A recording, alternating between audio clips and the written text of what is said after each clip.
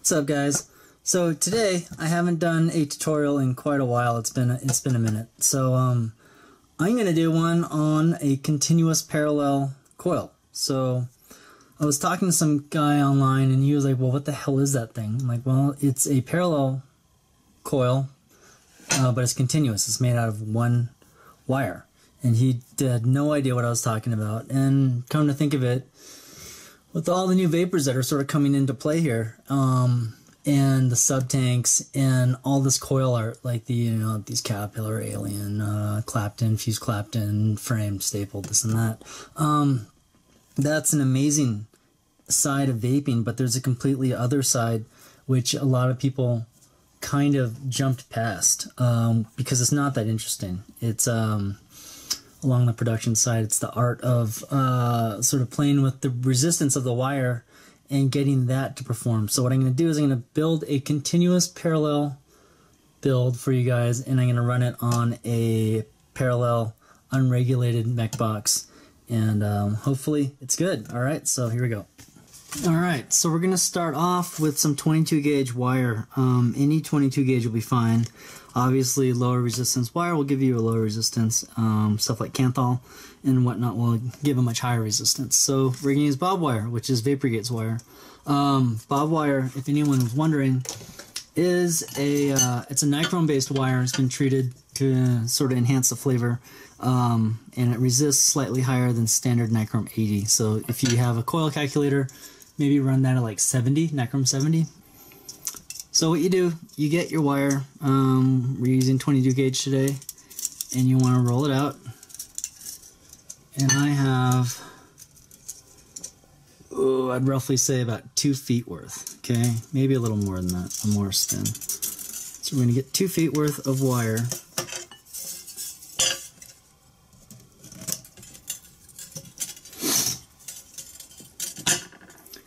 We're going to fold it in half. So you got your ends on one side, your 2 ends here, like that. Pull down till you get to the other end.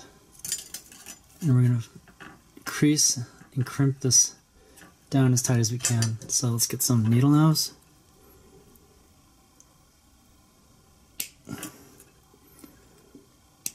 And that's about good. It doesn't have to be completely perfect, but you do want to have an end on there that's kind of nice, easy to work with. Then get the rest of the stuff and pull it out for you. So I was down at the hardware store today and picking some stuff up for the shop, and I found this thing by Dasco, and it is a chiseling bit, and it comes in all these different sets. You can buy them separately and whatnot, but this is a 5/32, has a nice handle, solid weight to it, colored, it's painted, so I'm not going to lose it. And they won't steal these on the airplane because you can't take drill bits onto the airplane. And since I don't use a coil jig, I'm continually wrapping on random stuff when I'm on convention trips. So this I can keep, and they won't take it from me. So super pumped on it. So what I'm going to do, I'm going to start wrapping. The creased side is going to be the one farthest away from you. And so you want to go back to these two guys, and you want to start wrapping on this end. So the way I do it is I will grab this here, bend with my thumb so we have a curve like that, so you can see the wires are running parallel to each other, right? And then you really I just push my finger around it. So we're doing 4 wraps. 2, 3,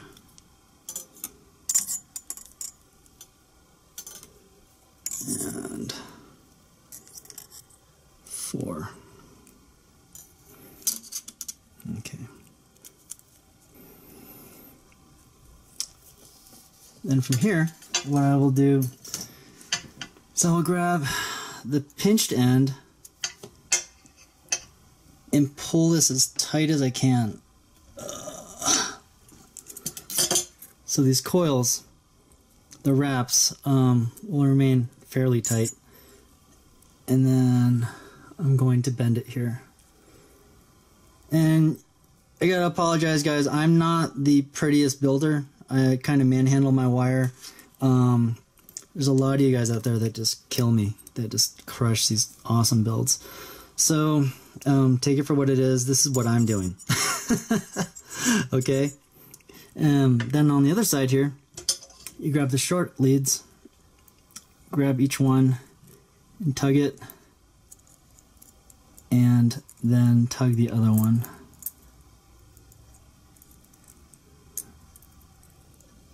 Shoot.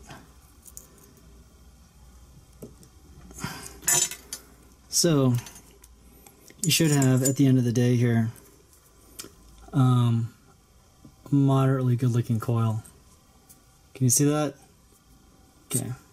And it's about this loose. It's not super tight or anything on there. Now, the trick to getting this in there is I like to, what's it called? Snip them both the same length and give them a little curve, a little tail. And so let's go ahead, we're going to mount this in the Mason RDA. And I can go ahead and put this on the trusty Coil Master because it's a nice thing to wrap on. So let's go ahead and zoom in and I'll show you what the hell I'm trying to do here.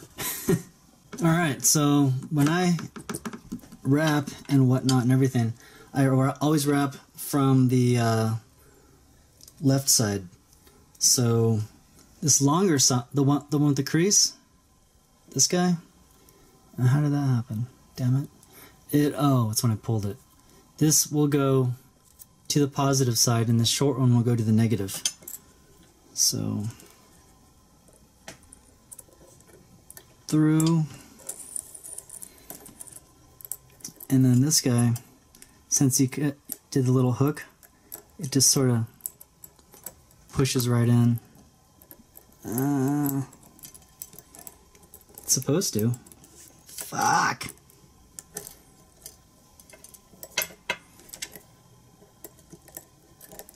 There we go. Alright. So now you have it in there. What you want to do on the positive one first, you want to tighten it down. And so I'll give it about that much slack. Okay? So let's hold it.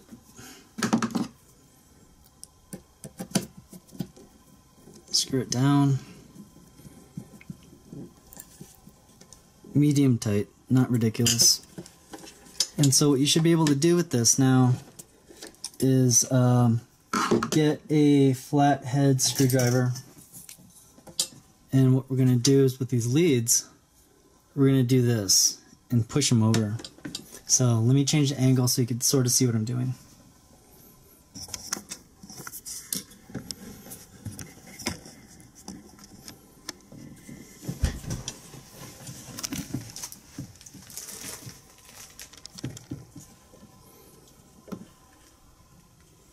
Alright.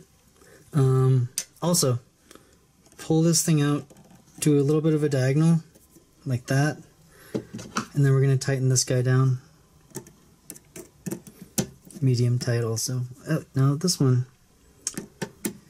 obviously want to make sure that the leads don't cross over each other.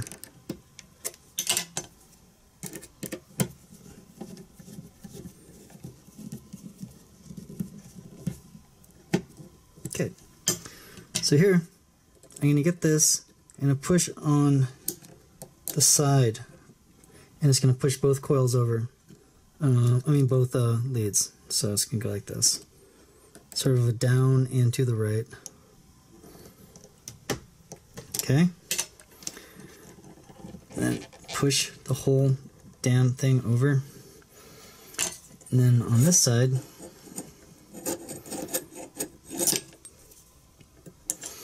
I'm going to push this in.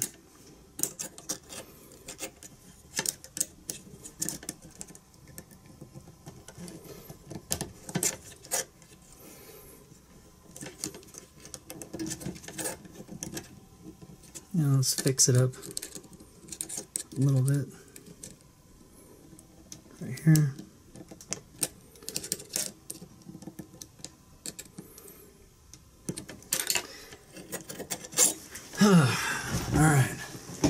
And there's our coil. Not bad. Alright, so we got the first coil in. I don't think anyone watching this video has any questions on what the hell I just did. I really hope you don't, man. If you do, you might want to jump back to like my center post build that's not parallel. So let's go ahead. Let's cut these off, because last video I punched a hole in my finger and I thought I was going to bleed to death. It just took forever to stop. This is the tricky part now. What we got going on is this thing. How are you going to wrap a second coil on this side? A lot of people have never done this before. This is how I learned how to do it, so it wasn't really a big deal to me. So I'm going to tighten down the center just a little bit. And also just negative. And we're going to go ahead and wrap this other side. So this is going to be tricky on camera. I don't really know how I'm going to do this. I didn't really think this one through all the way.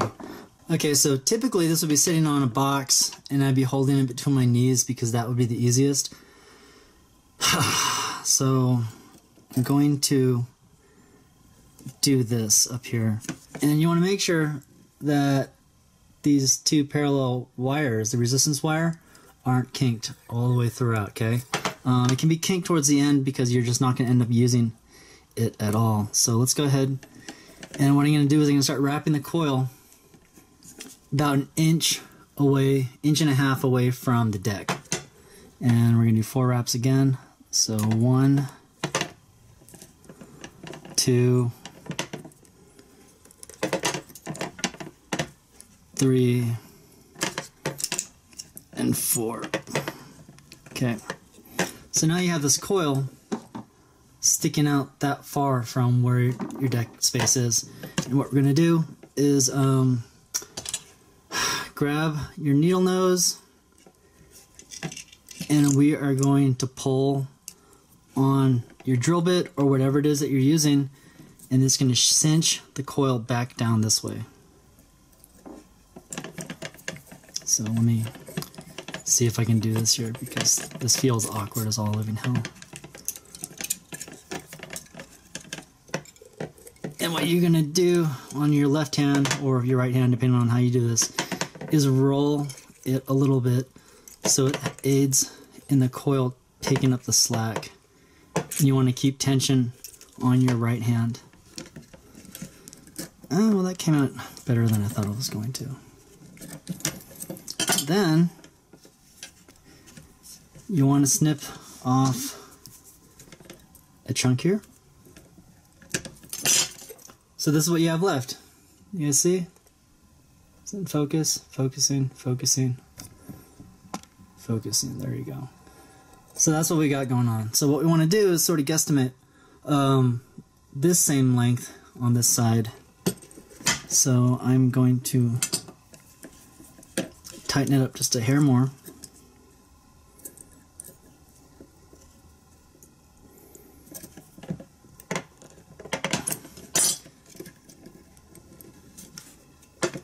That's probably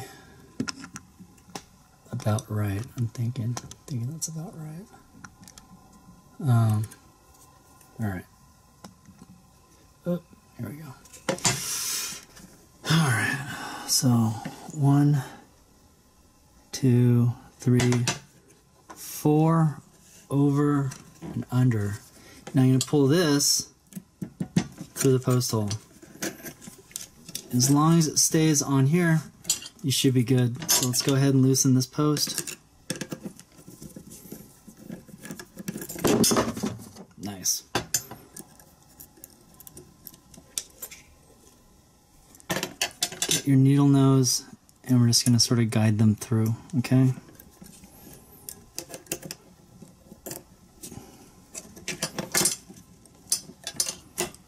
And now we're just going to tug them all the way through. There we go. So there's your other coil. This is what it's looking like at the top.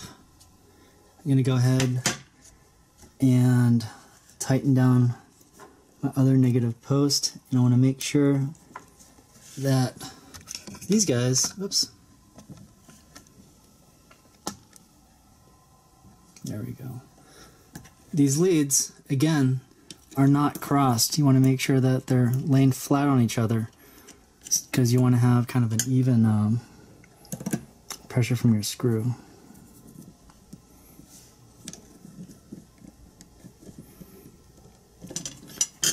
And if you want to look in there,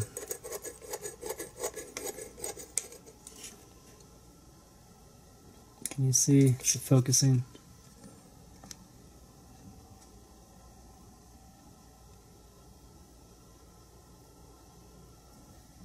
Both those leads are trapped right underneath the screw itself. It's giving it a lot of good connectivity throughout. So let's jam this back in. Get my flathead. We're going to go at that angle again. And then on this side, we're going to push in.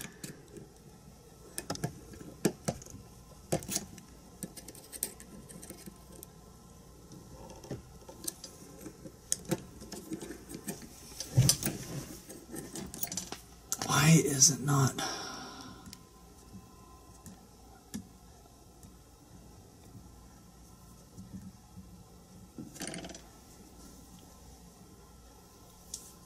Okay, so that's what we got right there, and that's what you have so far.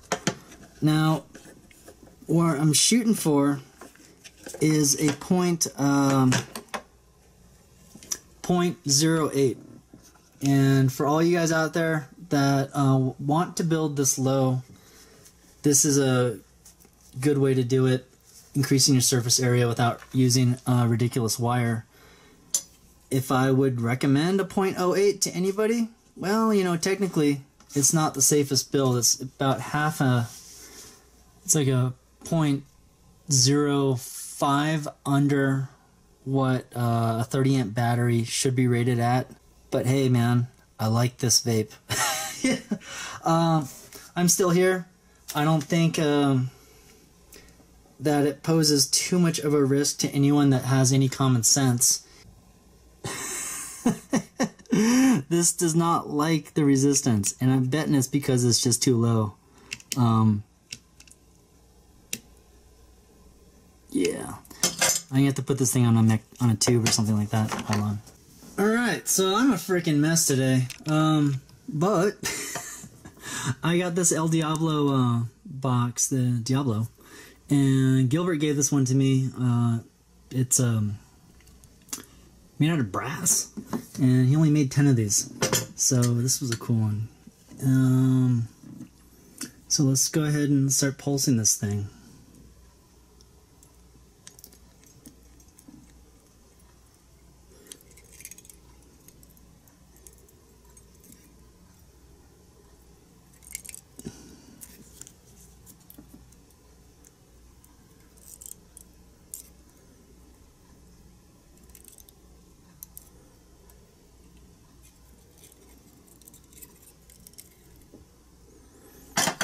Now this guy needs to be fixed. So the easiest way to fix parallels, if you don't wrap these things all the time, is to just smash on it. So what I'm doing here, I'm going to push it over a little bit, really get it centered. I'm going to push down on the negatives and the positives right here. And I'm also going to make sure that this positive pin hasn't loosened up, and it has a little bit, and that's sort of probably what's causing some of my issues.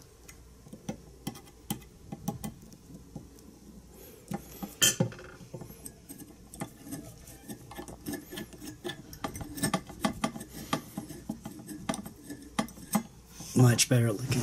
Alright, here we go again.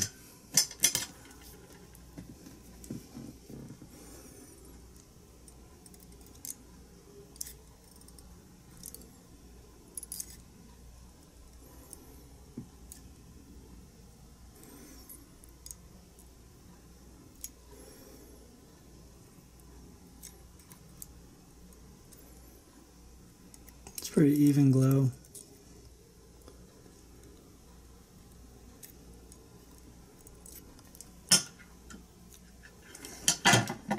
Alright, let's go meter this out. One thing I sort of want to touch on here is why people wrap parallels. What is the advantage of a parallel? A parallel does two things. It increases your surface area by a factor of 2 and roughly reduces your resistance in half, or by 2, I guess, whatever. So if you have a single coil that ohms out at, ouch, it's fucking hot. If you have a single coil that resists at a 0.1, if you wrap a parallel, it should be a 0.05. In my experience, it typically comes out to a little bit higher than that, you know. But anyways, that's the math behind it. Why do parallels, so when did they sort of come about? It came about when people wanted to drop the resistance on mechanical devices, devices that weren't in series, devices that weren't regulated. So you would get more power. You would have the batteries work harder, and you'd pull more power from it. So what did I say? 0.08, 0.09. Pretty close. Not bad. Woohoo! So if parallels are to increase surface area and reduce resistance or ohm load, seriously, guys, why are you wrapping them on regulated boxes? A regulated box, you know, almost any of the ones from like 100 watts, even up to a DNA 200, it wants like the 0.2 to a 0.3 range. That's like optimum. Give or take maybe like half an ohm, so 0.15 to 0.35. That's like the range you want to be in. You don't want to be in a 0.08. Even though it'll fire, when it's low like this, it needs like twice as much power as a higher resistance coil. So do yourself a favor, don't wrap parallels on a regulated box unless maybe you're using like 26 gauge or maybe 24. But even then, you can get a better vape from other stuff. My personal favorite is macro coils 22 gauge, like a 5/32 to like 1 or 2 sizes higher than that, anywhere between 7 to 10 wraps. That's choice. That's point.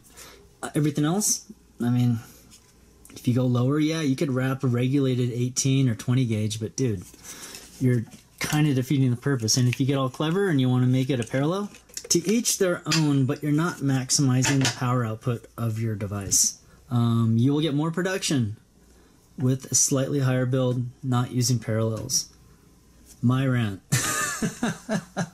So after all is said and done, this is what we came up with. It's pretty well centered, and it's pretty well centered. Coils look okay. They're not pretty, guys, but on a continuous parallel, it's really hard to make them look really pretty.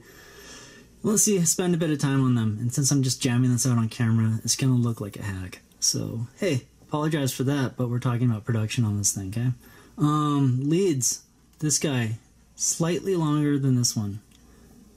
So, will that affect it? Maybe?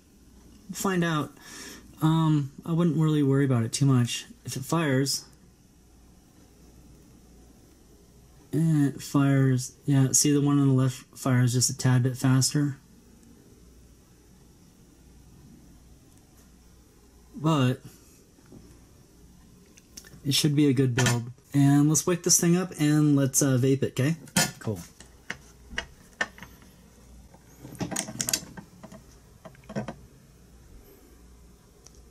So this is the guy. Pretty good, just like that. How do I want this? With the production build, I like the airflow slightly looser than I normally have it. So on the Mason, I'm gonna have it run like that, top and bottom open, halfway. Cool.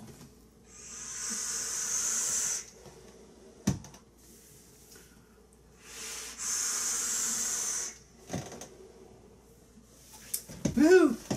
Oh, it's a good one. It's a good one. So let me back up over here. Blow it in 90 for you guys.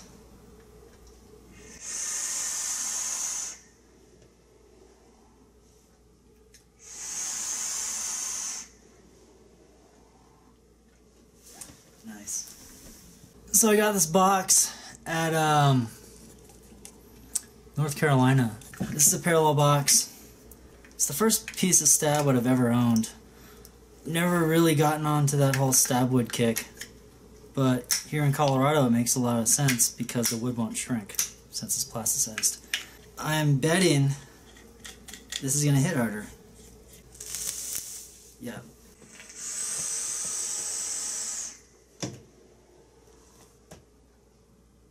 Cool.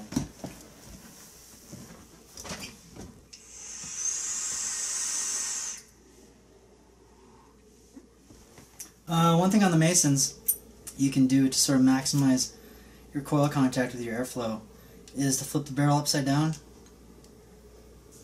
and put the AFC back on. So this happens. So the smaller one's at the bottom,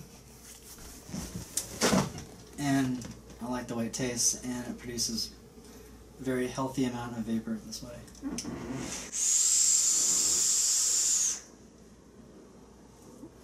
It's denser. There's a bit more. So, parallel builds. Continuous parallel builds. One piece of wire. Kind of, you know what I mean? It's 2 strands continuously going through the negative, creating the other side of your coil. A lot of people build lower than this. It freaks me out on a Mac because I'm not used to them getting hot anymore. I'm used to the device staying cool, so I don't do that as often. But if you want a really heavy hitter, you know, obviously you can build this with like a low resistance wire, because the bob wire is it's a bit higher. So if you use like N90 and you did this, boom, hot. Probably would run around the 0.04, 0.05, which I do not recommend, but I'm just telling you that's where it's going to end up.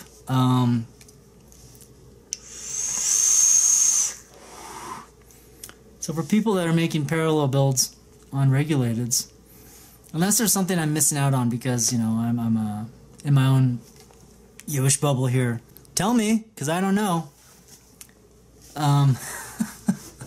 That's it. So that's my little tutorial build. Hopefully it was helpful. Like I said, I'm not the prettiest builder, but it's the concept that I'm trying to get across to you guys, not so much as the beauty of my coil. So hope it helped.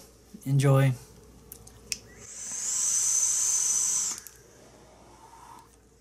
This tastes fucking good though.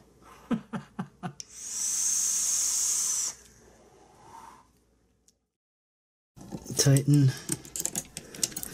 Fucking, are you kidding me? Again? Fucking, this is killing me. Again. Cut your fucking leads, guys.